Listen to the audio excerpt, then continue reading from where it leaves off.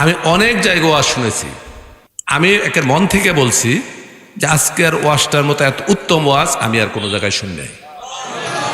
একেবারে উত্তম, এবং এটা পবিত্র মনে বলতেছি। কিন্তু আজকের এই বৎসরের মধ্যে সর্বশ্রেষ্ঠ বয়ান আমি যতটুকু শুনলাম, আমার জীবনে এই বৎসরে সবচেয়ে ভালো ওয়াজ আমি ওনার কাছ থেকে শুনলাম। এটা ওনাকে আবারও বলছি, আমি তৃতীয়বারের মতো যে খুশি করার জন্য আমি কোনো কথা বলি নাই এই জায়গায় বসে। আমাদের তো একটু পয়সাওয়ালা হইলেই বেগম পাড়া, ঠিক না? একটু পয়সাওয়ালা হইলেই গুলশান, বনানী, বাড়িদারা, বসুন্ধরা, উচ্চ উচ্চ জায়গায় যায়। যদি জিজ্ঞাসা করি দেশের বাড়িটা তালা দেওয়া, এখানে আসলেন কেন? ছেলে পেলের পড়ালেখা আছে তো, মানুষ হইতে হবে তো। উনি ডাইরেক্ট বুঝায় না, ইনডাইরেক্ট বুঝায়, দেশের সবগুলা অমানুষ, আমারটাই মানুষ হবে। মাশাআল্লাহ, এরকম মানুষ হয়, বৃদ্ধ হইতে দেরি, বৃদ্ধাশ্রমে নিয়ে রেখা আসতে দেরি করে না।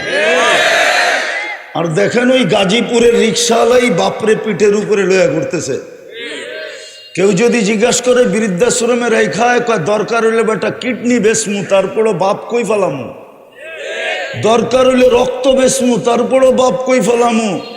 যে বলছে আমারটারে মানুষ বানানোর জন্য গুলশানে আসছি, নিউ ইয়র্কে আসছি, যা দেখেন আর এই বৃদ্ধাবর্ষে বৃদ্ধাশ্রমে রেখা চলে আসছে। বৎসরে খালি 2টা কেক নিয়ে আসে, একটা ফাদার ডে, একটা মাদার ডে, বাস। বৎসরে 2টা কেক মুখে মাইরা দিয়ে চলে যায়।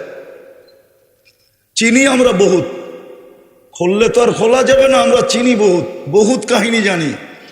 যে শেষ জীবনটা ছেলের গ্রেজের ভিতরে জান দিতে হয়েছে, গাড়ি রাখার গ্রেজে। বাংলাদেশে নাম বললে চিনবেন আপনারা, নাম বলবো না। ছেলের গ্রেজের ভিতরে থাইকা ওইখানে মারা গেছে। নাম বললে এরকম নাই যে কেউ না চিনবে। বাংলাদেশের, আমি চিনি ওনাকে, মারা গেছে গ্রেজে। ছেলে ঘরের ভিতরে জায়গা পর্যন্ত দেয় নাই, অথচ ছেলেকে মানুষ বানানোর জন্য অক্সফোর্ডে পড়ায় আনছে। বলছে অক্সফোর্ডে কেন? বলছে মানুষের মতো মানুষ বানাইতে চাই। হ্যাঁ, একবারে মানুষের মতো মানুষ বানায় নিয়ে আসছে। শেষ বয়সে বাপে গ্রেজে থেকে মারা গেছে। নাম বলবো না, বললে উনিও চিনবে, আপনারাও চিনবেন, কেউ এরকম নাই যে চিনবে না। মিডিয়ায় সব কথা আসে না, তো সব কথা মিডিয়ায় আসে না। তো যেটা বুঝাইতেছিলাম, চলে যেতে হবে। ইচ্ছা স্বাধীনতা দিছি, যেমন খুশি তেমন চলতে পারি, কিচ্ছু বলবেন না। ওই মসজিদ দিছিল প্রস্তুতি নেওয়ার জন্য, ঘরে ঘরে মসজিদ দিয়া দিছিলেন, প্রত্যেক মহল্লায় মহল্লায়। নাইলে যদি আগের মতো করতে পারতেন। প্রত্যেক মহল্লায় মসজিদ দিছে, যে 2 কদম দিয়েই যেন জীবন গড়া যায়।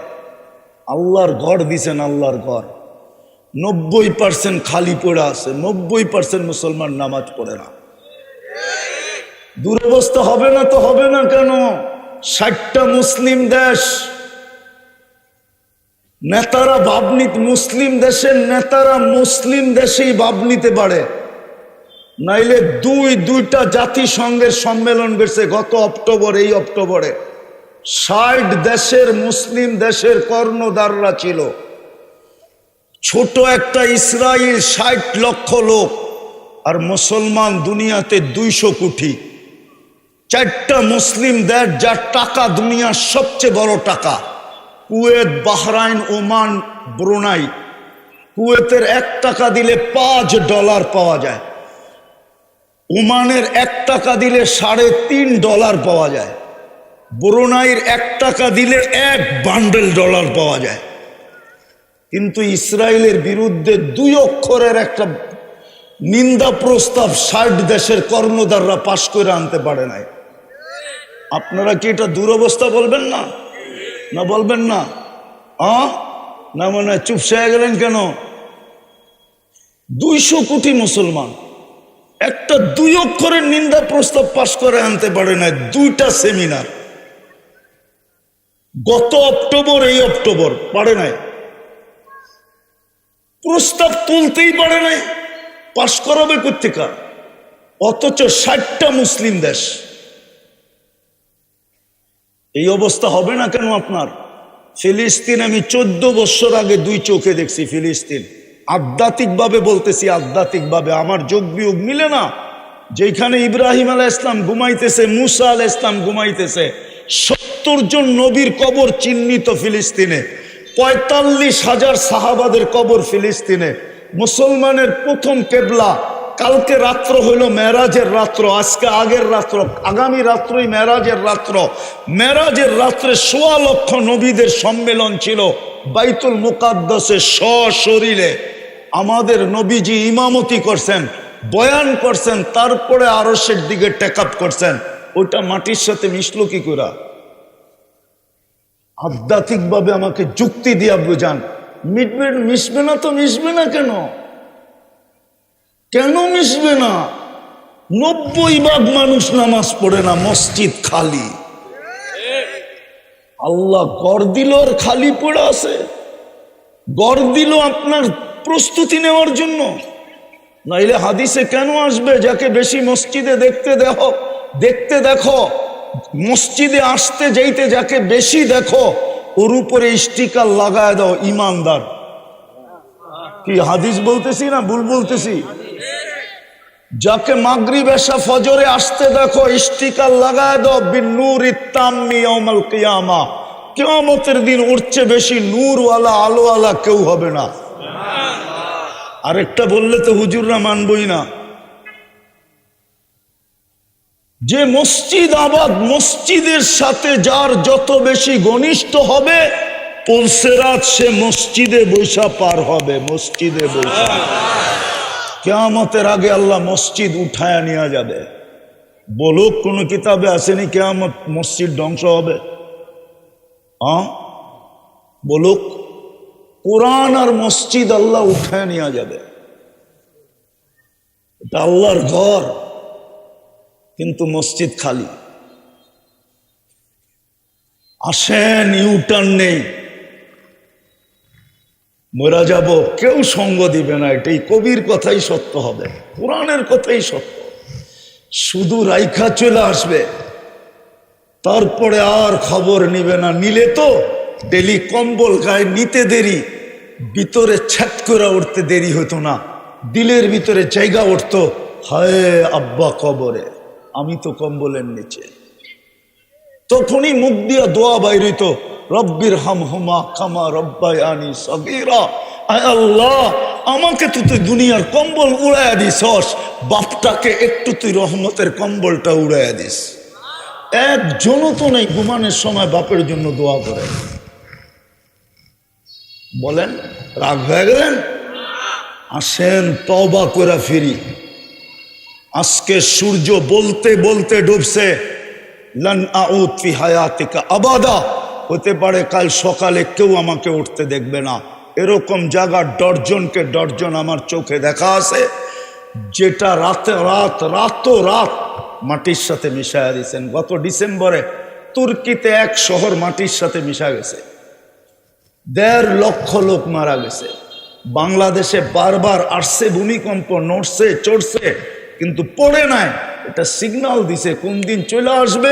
ঘুমের থেকে উঠা দেখবেন সব মাটির সাথে মিশা আছে। কেননা মসজিদ তো চিৎকার দিতেছে, আল্লাহ মুসল্লি কই?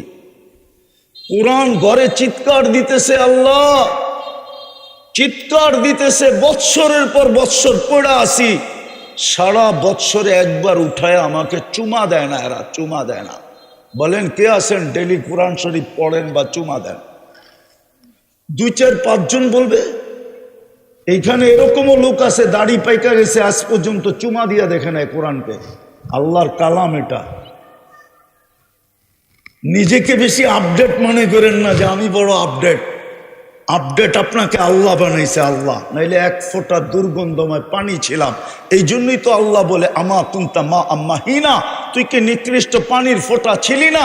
ফামান জাআলাকা দামা, তোকে রক্তে রূপান্তরিত কে করলো? ওমান জাআলাকা মুযগা, তোকে রক্তপিণ্ডতে রূপান্তরিত কে করলো? ওমান জাআলাকা ইযামা, তো কঙ্কালটা কে তৈরি করলো? ওমান কাসা আলাইহি লাহমা, গোশত আর চামড়ার আবরণ এর উপরে নিখুঁতভাবে কে চড়াইলো? বল আমা কুনতা সগীরা ফামান কাব্বারাক, তুই ছোট ছিলি না, বড় কে করলো? আমা কুনতা যাইফা, তুই কি দুর্বল ছিলি না? ফামান কাওয়াকা, বল তোকে সুঠামত্ব কে দিল? আমা কুনতা জাহিলা, তুই অজ্ঞ ছিলি না? ফামান আল্লামাক, বল না তোর ভিতরে মেধা কে দিল? আমা কুনতা মিসকিনা, মার পেটের থেকে নিশ্চয় কি আসিস নাই? ফামান আগনাকা, তোকে স্বয়ং সম্পূর্ণ কে করলো?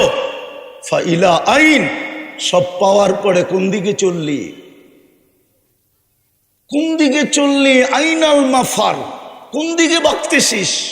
ইল্লা বিসুলতান, আমার রাজত্বের বাহিরে, আমার রাজত্বের বাহিরে। আনা মাকুম আইনা মা কুনতুম, যেখানে যাবি আমি তোর সঙ্গে আছি। শুধু সময়ের অপেক্ষা করতেছি। পা দিতে দেরি, থাবা মারতে দেরি করব না।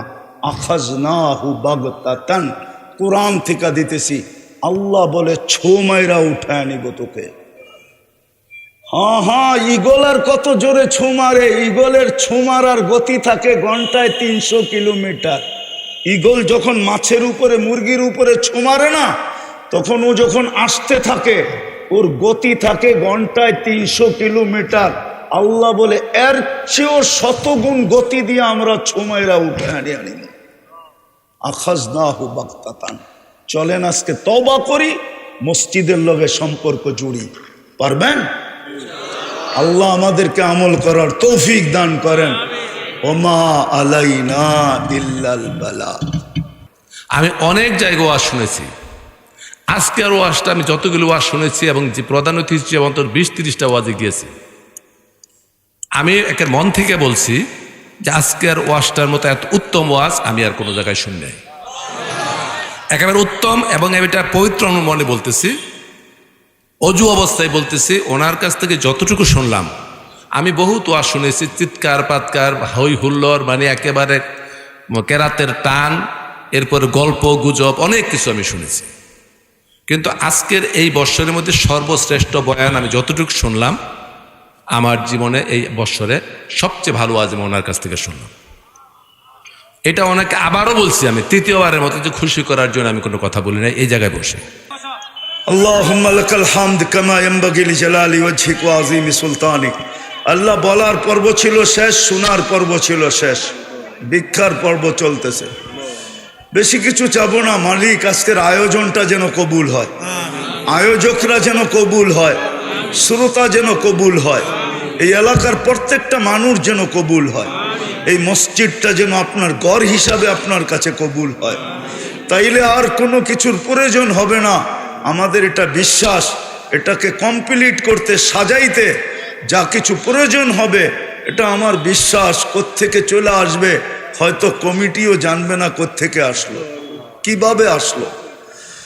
যদি আপনার কাছে ঘর হিসাবে কবুল করেন, হায় আল্লাহর প্রয়োজনকে, বেশক মালিক বড় দুঃখ, আপনার ঘরের জন্য কারো কাছে হাত পাতবো, অথচ আপনার খাজিনা এত বড়।